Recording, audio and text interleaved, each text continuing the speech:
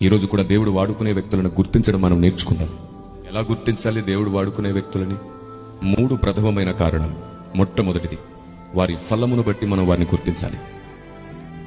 రెండవది, పరిశుద్ధాత్మ దేవుడు వారిని నడిపిస్తున్నప్పుడు వారి నోట నిత్యము సమాధానం ఉంటుంది. వివాదాలను తొలగించేవాడు పరిశుద్ధాత్మ దేవుడు. సత్యము నుండి సర్వసత్యం వైపు నడిపించేవాడు పరిశుద్ధాత్మ దేవుడు. అస్పష్టతలో బ్రతుకుతున్న సంఘాన్ని స్పష్టత వైపు నడిపించేవాడు పరిశుద్ధాత్మ దేవుడు. దేవుడు వాడుకునేవాడి పరిచర్య నుండి స్పష్టత పుడుతుంది, మార్గం ఏర్పడుతుంది. అది 2వ లక్షణం. 3వ లక్షణం, మీ సహనం సకల జనులకు. దేవుడు వాడుకునే వ్యక్తి ఖచ్చితంగా సహనాన్ని చూపిస్తాడు. అది దేవుని ఫలం. పరిశుద్ధాత్మ దేవుని ఫలం సమాధానం. పరిశుద్ధాత్మ దేవుని ఫలం ఎప్పుడు సమాధానమే.